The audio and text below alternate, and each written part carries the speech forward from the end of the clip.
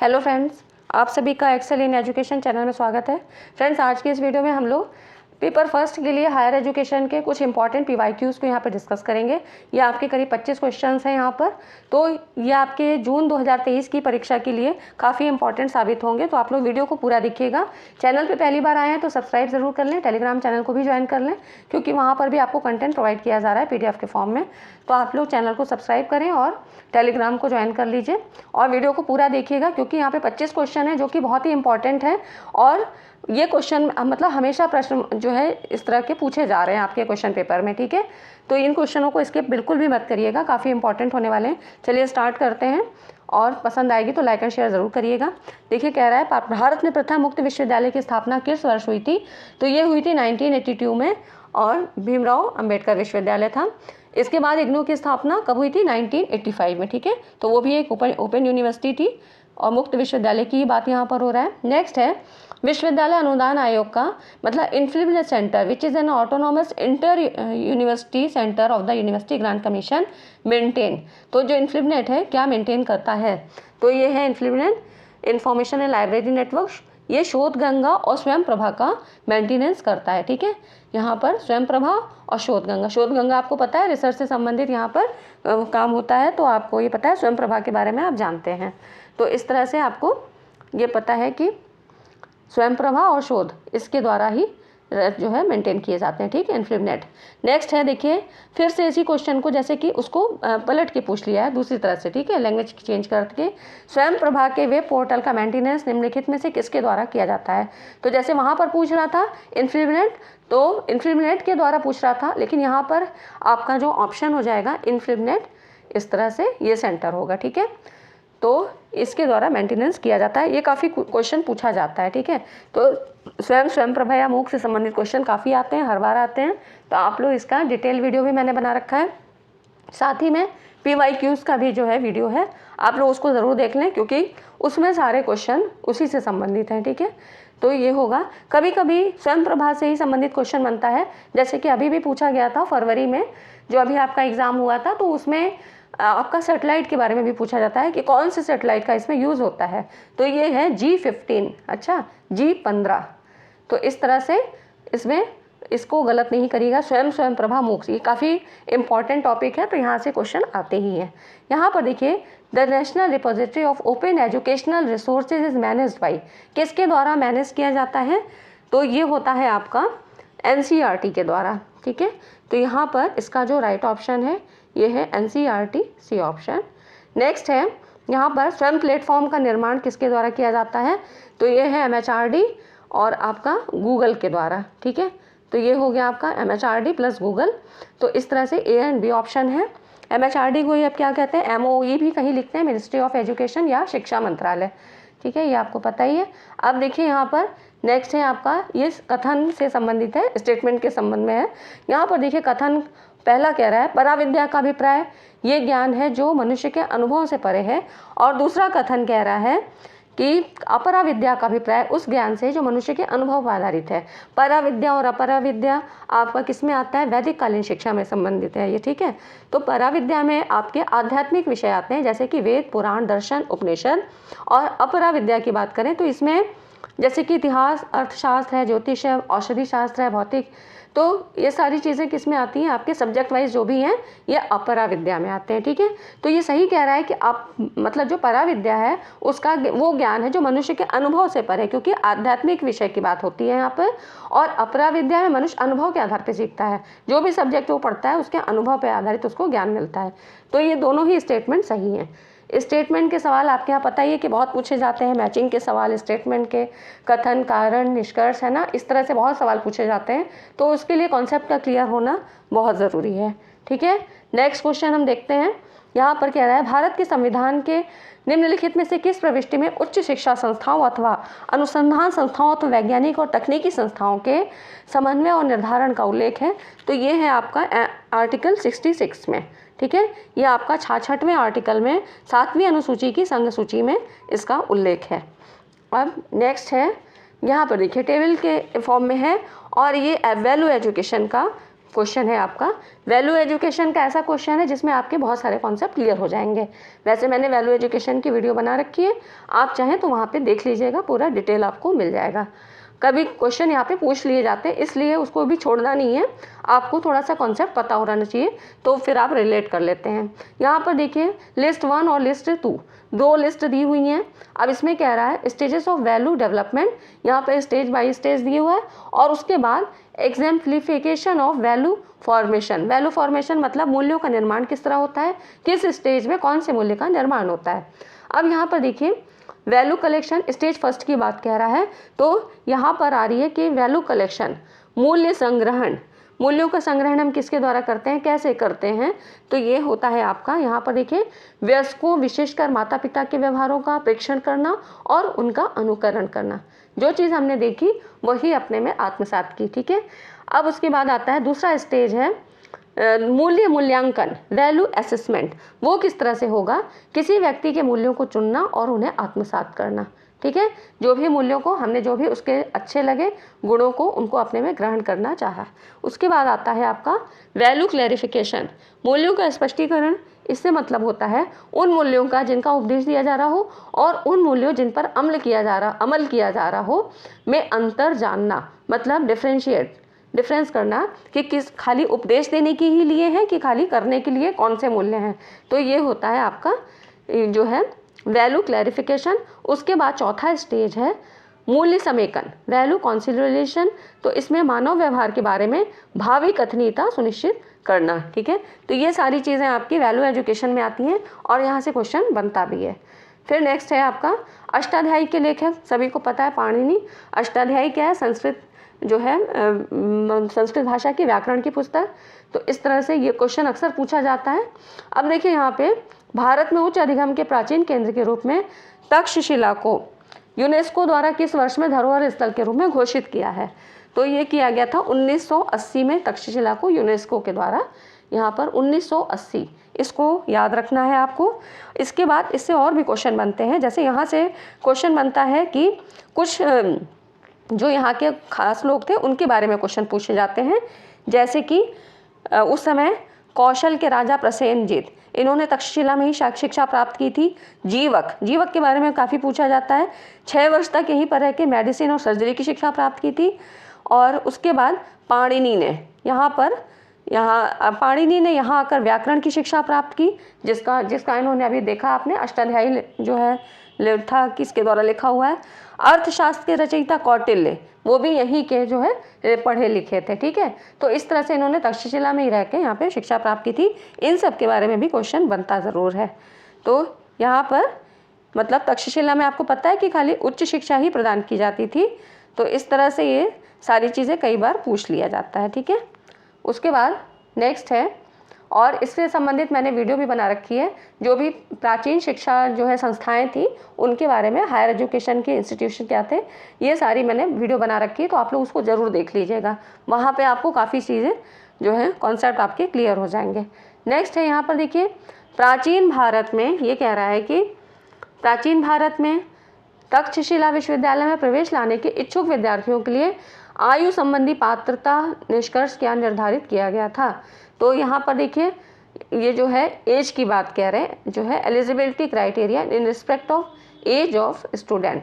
ठीक है, तो एडमिशन के समय क्या इसकी जो है एज जो है इसकी निर्धारित की गई थी, क्योंकि पता है आपको कि तक्षशिला विश्वविद्यालय को विश्व का पहला विश्वविद्यालय माना जाता है। तो यहाँ पर इसकी जो एज थी वो थी 16 ईयर्स। ठीक है, इसको याद रखना है। इस तरह के क्वेश्चन आपको पूछे जाते हैं, इसीलिए उन जो भी इंस्टीट्यूट है आपको सबके पता होना चाहिए। तक्षशिला है, नालंदा है, इस तरह से बहुत सारी, नवदीप मतलब उदंतपुरी और बहुत सारी हैं, वल्लभी, ये सारी चीज़ों के बारे में यहाँ पे पूछा जाता है, तो आपको पता होना चाहिए। और आपको बताया ही है कि पाणिनि, कौटिल्य, चरक वो उस समय के वहाँ के प्रसिद्ध जो है, और विश्वविद्यालय जो है चिकित्सा अध्ययन के लिए ज़्यादा प्रसिद्ध था। ठीक है, तो इस तरह से कुछ चीज़ें हैं जो तक्षशिला के बारे में इम्पॉर्टेंट है। अब देखिए राष्ट्रीय उच्चतर शिक्षा अभियान, रूसा, जिसका फुल फॉर्म है रूसा, राष्ट्रीय उच्चतर शिक्षा अभियान, जो एक केंद्र प्रायोजित योजना है और जिसका उद्देश्य पात्र राज्य उच्चतर शैक्षणिक संस्थाओं को यहाँ पर क्या है सामरिक वित्त पोषण प्रदान करना है, प्रोवाइडिंग स्ट्रेटेजिक फंडिंग ठीक है। इसका शुभारंभ कब किया गया था? तो इसका देखिए जो राइट ऑप्शन है ये 2013 में है। अब रूसा के बारे में थोड़ा सा जान लेते हैं कि जो राष्ट्रीय उच्चतर शिक्षा अभियान इसका फुल फॉर्म है, ये आपको पता होना चाहिए। यहाँ पर उच्च शिक्षा में सकल नामांकन अनुपात को बढ़ाने के लिए सरकार ने राष्ट्रीय उच्च शिक्षा अभियान को प्रारंभ किया, रूसा। ठीक है, यह एक क्या है? सेंट्रली स्पॉन्सर्ड स्कीम है, मतलब केंद्रीय प्रायोजित योजना है, जो वर्ष 2013 में एलिजिबल स्टेट्स हैं उनमें उच्चतर शैक्षिक संस्थाओं को फंडिंग करने के उद्देश्य से प्रारंभ की गई थी। वित्त पोषण में केंद्र और संबंधित राज्य सरकार का योगदान सामान्य वर्ग के राज्यों के लिए कितना था? 65:35। ठीक है, ये तो हो गया आपका सामान्य वर्ग के राज्यों के लिए। और विशेष वर्ग के राज्यों के लिए कितना था? 90:10। ठीक है, तो इस तरह से ये हो गया सामान्य के लिए और विशेष वर्ग के लिए ज़्यादा रेशो। ठीक है, तो इस तरह से यहाँ पे रूसा का मुख्य उद्देश्य क्या था? सभी उच्च संस्थानों के लिए समान विकास अवसर प्रदान करना और उच्च शिक्षा प्रणाली में त्रुटियों को दूर करना, ये सारी चीज़ें इसके अंतर्गत थी। रूसा से संबंधित क्वेश्चन हमेशा पूछा जाता है। अब फिर देखिए, उच्चतर शिक्षा में सकल नामांकन अनुपात, ग्रॉस एनरोलमेंट रेशियो, उच्चतर शिक्षा में कुल उम्र निरपेक्ष नामांकन पद्धति स्कूल वर्ष में पात्र आधिकारिक जनसंख्या के प्रतिशत के रूप में अभिव्यक्त होता है। इस संबंध में कौन सा आयु समूह पात्र आधिकारिक जनसंख्या को दर्शाता है? अब इसके बारे में थोड़ा सा जान लीजिए कि इसका एज ग्रुप क्या होता है GER का।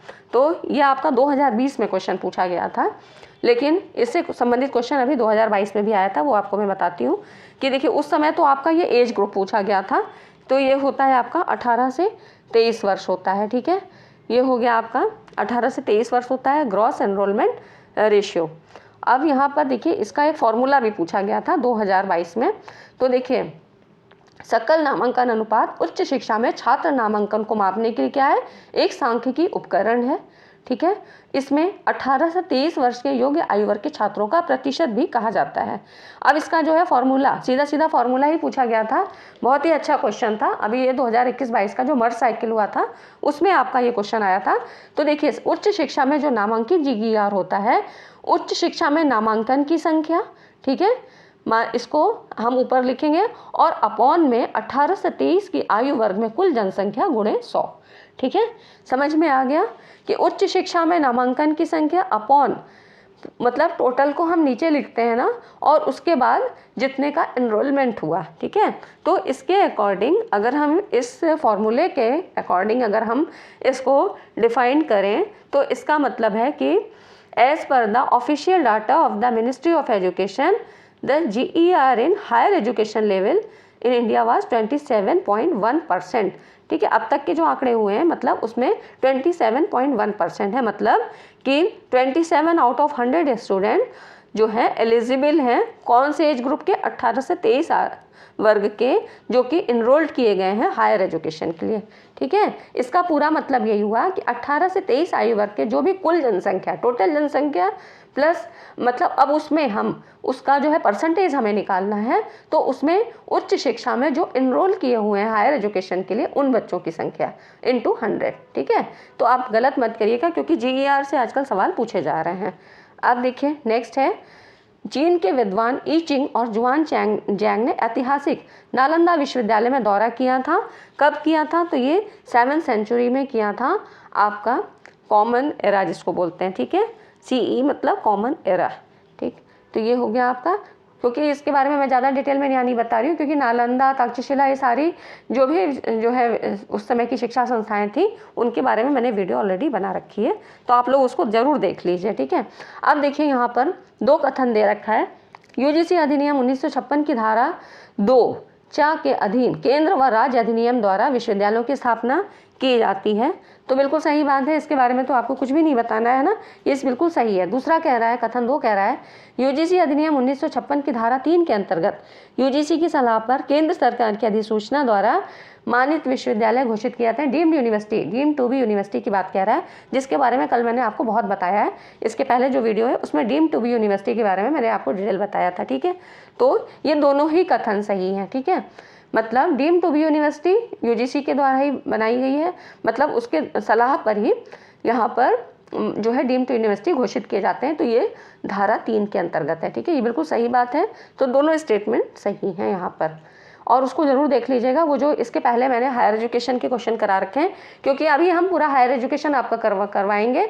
आप लोग उसको पूरा कंसल्ट कर, मतलब पूरा एकदम कंठस्थ आपको हो जाना चाहिए, अच्छे से पूरा हर एक टॉपिक क्लियर हो जाएगा, तब फिर हम आगे और दूसरी यूनिट भी इसी तरह करवा देंगे। तो आपका पूरे PYQs हो जाएंगे, जो आपकी 2019 से लेकर 2022 तक जितने भी पेपर हुए हर यूनिट के, ठीक है, कॉम्प्रिहेंशन को छोड़ के बाकी चीज़ें जितनी भी हैं वो सारी आपकी इसी तरह से मैं कवर करवा दूंगी विथ एक्सप्लेनेशन। और यहाँ पर देखिए नेक्स्ट है आपका, निम्नलिखित में से कौन से केंद्र सरकार के मानव संसाधन विकास मंत्रालय में उच्च शिक्षा विभाग के भीतर, यहाँ पर रेगुलेटरी बॉडीज़ की बात कर रहा है, विनियामक निकाय मतलब रेगुलेटरी बॉडीज़। तो यहाँ पर रेगुलेटरी बॉडीज़, एक क्वेश्चन यहाँ से और बना था कि हायर एजुकेशन में पहली रेगुलेटरी बॉडी किसके रूबिक के तहत स्थापित किया गया था, तो ये था आपका MCI medical council of India. ठीक है, जब पहली पूछा जाए कि किसके अंतर्गत पहली रेगुलेटरी बॉडी किस रूबिक के अंतर्गत की गई थी, स्थापित की गई थी, तो ये है आपका MCI medical council of India. ये गलत नहीं होना चाहिए, ये भी आपका नेट के एग्जाम में ही पूछा गया था। अब यहाँ पर आपको ये छांटना है कि इसमें कौन कौन सी रेगुलेटरी बॉडीज़ हैं। तो ये देखिए रेगुलेटरी बॉडीज़ जो कि अपना काम स्वयं से करती हैं, इनके अंतर्गत अलग अलग काम निर्धारित किए जाते हैं, जैसे कि UGC हो गई, AICT all India council of technical education, और उसके बाद आती है DEC। ठीक है, ये है डिस्टेंस एजुकेशन काउंसिल। तो इसमें ये सारी चीज़ें रेगुलेटरी बॉडीज़ हैं। वैसे मैं आपको एक वीडियो बना के दूंगी जिसमें आपकी सैचुरेटरी बॉडी, अनसैचुरेटरी और रेगुलेटरी एपेक्स बॉडी, ये सारी चीज़ें उस वीडियो में मैं जो है यहाँ पे कंप्लीट कराऊंगी। और आपको नाम भी, क्योंकि रेगुलेटरी बॉडीज़ में बहुत सारे आते हैं, ठीक है, तो आपको इसी तरह से पहचानने के लिए आता है। तो ये हो जाएगा आपका सेकेंड, थर्ड एंड फोर्थ है, तो ये हो जाएगा आपका पहला ऑप्शन, ये ठीक है। फ्रेंड्स, वीडियो पसंद आ रहा हो, लग रहा हो कि आपके लिए हेल्पफुल है, तो वीडियो को लाइक ज़रूर करें, मेरा भी मोटिवेशन कुछ लेवल बढ़ जाएगा। अब देखिए फिर यहाँ पर कथन और कारण वाले हैं। कथन पहला कह रहा है, भारत में उच्च शिक्षा संस्थानों की गुणवत्ता और समन्वय बनाए रखने का वैधानिक उत्तरदायित्व UGC का है। तो फर्स्ट इज ट्रू, बिल्कुल सही बात है। उसके बाद NCT भारत में शिक्षा का एक निकाय होने के नाते UGC के नियंत्रण के अंतर्गत आता है। सॉरी, तो यहाँ पर देखिए शिक्षा NCT किससे संबंधित है, तो टीचर एजुकेशन से संबंधित है, लेकिन यहाँ पर UGC जो है इसमें मतलब इसके जो है इसके अंतर्गत नहीं आता है, इसके नियंत्रण के अंतर्गत नहीं आता है UGC के। NCT जो है अलग है। ठीक है, तो इस तरह से ये हो गया आपका, यहाँ पर पहला तो ट्रू है बट सेकेंड इज़ फॉल्स। ठीक है, ये सही नहीं है। NCT जो है एक ऑटोनोमस बॉडी है, ये UGC के अंतर्गत नहीं आता है। और यहाँ पर हायर एजुकेशन में UGC ही रिस्पॉन्सिबल होता है हायर एजुकेशन सिस्टम में शिक्षा और शोध की गुणवत्ता बनाए रखने के लिए, लेकिन NCT क्या है, एक ऑटोनोमस बॉडी है, ये UGC के इसमें अंतर्गत नहीं काम करती है। ठीक है, तो ये हो गया आपका।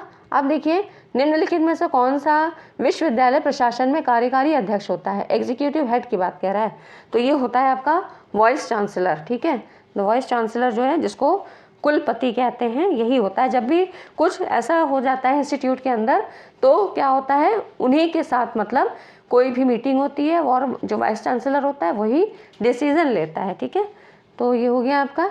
नेक्स्ट है आपका, यहाँ पर देखिए शिक्षा पर भारत की पहली राष्ट्रीय नीति पहली कौन सी थी, आपको पता ही है 1968 में हुई थी।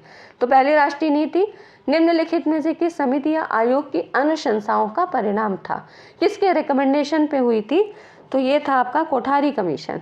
1964-66 में आया था, तो ये था आपका कोठारी कमीशन। और कोठारी कमीशन से बहुत सारे सवाल आपके बनते हैं, तो उसको अच्छे से पढ़ लीजिएगा। बाकी क्वेश्चन तो यहाँ पे मैं करवा ही दूंगी। तो इस तरह से जो पहली शिक्षा नीति थी वो आपकी कोठारी कमीशन के आदेश पे बनी थी। ठीक है, अब देखिए फिर से कोठारी कमीशन का, कोठारी आयोग ने शिक्षा पर राष्ट्रीय आय का एक निश्चित प्रतिशत निवेश करने की अनुशंसा की, वो प्रतिशत क्या था, कितना परसेंटेज के लिए किया था, तो ये था आपका 6%। ठीक है, यहाँ पर कोठारी आयोग ने सकल घरेलू उत्पादन GDP का 6% शिक्षा पर खर्च किए जाने की अनुशंसा की थी। ये प्रस्ताव जो है केंद्र और राज्य सरकार दोनों के लिए था। ठीक है, तो आप देख रहे हैं किस तरह से बहुत डीपली क्वेश्चन पूछे जा रहे हैं। खाली ऊपर ऊपर से क्वेश्चन नहीं आते हैं, तो थोड़े आपको उनके की पॉइंट्स, आपको फीचर्स पता होने चाहिए। नेक्स्ट है, यहाँ देखिए MHRD योजना विद्वान किस पर लक्षित है। तो विद्वान जो है इसके, ये आपके डिजिटल इनिशिएटिव, मैंने वीडियो इसकी काफ़ी बना रखी हैं, इनसे संबंधित प्रश्नों को भी हल कराया है। साथ में जो अभी जो लेटेस्ट है, मतलब वर्तमान में कौन सी शिक्षा योजनाएं चल रही हैं गवर्नमेंट की तरफ से, वो आपको बता दी हैं। जो भी डिजिटल इनिशिएटिव्स हैं मतलब, और उसके पहले भी मैंने एक वीडियो बना रखी है, तो आप लोग उनको पूरा देख लीजिए। तो जो विद्वान है यहाँ पर देखिए MHRD की, मतलब विद्वान योजना जो है MHRD की ही है, और ई लर्निंग, इसमें जो है ई लर्निंग पोर्टल की स्थापना की गई है। ठीक है, तो इसका मुख्य काम क्या है, शोध छात्रों, शिक्षा संस्थाओं, नीति निर्धारकों के लिए उत्तरदायी है। ठीक है, तो ये हो गया आपका यहाँ पर इसका जो मेन होगा, creating a database and national research network. ठीक है, तो ये आपका ई विद्वान इसी से संबंधित है। अब नेक्स्ट और ये लास्ट क्वेश्चन है आपका, उच्च शिक्षा में जो है यहाँ पे कह रहा है choice based credit system in higher education के, मतलब प्रणाली की अनुशंसा किस समिति आयोग ने की थी। बहुत अच्छा क्वेश्चन है, आपको पता होना चाहिए, क्योंकि CBCS choice based credit system, ये तो हम सभी जानते हैं। यहाँ पे UGC के गाइडलाइन के अनुसार चॉइस बेस्ड क्रेडिट सिस्टम 2015 से 2016 में शुरू किया गया था, और UGC ने जो है CBCS सिस्टम की शुरुआत की थी ताकि छात्र अपनी रुचि के अनुसार पाठ्यक्रम का चुनाव कर सकें। तो इस तरह से CBCS का जो मुख्य उद्देश्य था, शिक्षा व्यवस्था को छात्र केंद्रित बनाना था। तो यहाँ पर इसका जो ये किया गया था किसकी अनुशंसा पर, तो ये administrative and academic reform committee of the UGC की प्रशासनिक एवं अकादमिक सुधार समिति। इस सुधार, मतलब इसका जो समिति थी, इसको 2015 में प्रारंभ किया गया था, और इसके अंतर्गत 1 से 10 ग्रेडिंग स्केल पर यहाँ पर स्टैंडर्ड एवेल्युएशन और ग्रेडिंग स्कीम की जो है शुरुआत की गई थी। आपको पता ही 1 से 10 तक यहाँ पे ग्रेडिंग स्केल है, तो उसके अंतर्गत ही ग्रेडिंग की व्यवस्था है। तो इस तरह से ये हो गया आपका UGC की प्रशासनिक एवं अकादमिक सुधार समिति। तो ये हो गया आपका CBCS के बारे में। बाकी मैंने इसके बारे में भी वीडियो बना रखा है, CBCS आपको पढ़ना है तो आप वहाँ से देख सकते हैं। ठीक है फ्रेंड्स, तो आज की वीडियो में इतना ही, मिलते हैं अगली वीडियो में। और आज की वीडियो आपको कैसी लगी, अच्छी लगी है तो लाइक ज़रूर करके जाइएगा, और इसी तरह से आपके PYQ साथ में एक्सप्लेनेशन मैं यहाँ पर करवाती रहूँगी। तो आप लोग चैनल को सब्सक्राइब कर लीजिए। सब्सक्राइब जो है नहीं किए हैं लोग, उनकी संख्या ज़्यादा दिखती है, तो सब्सक्राइब ज़रूर कर लें, क्योंकि आपको आने वाली वीडियो के नोटिफिकेशन भी मिल जाएंगे। और वीडियो को लाइक करके जाइएगा। चलिए मिलते हैं अगली वीडियो में। Thanks for watching this video.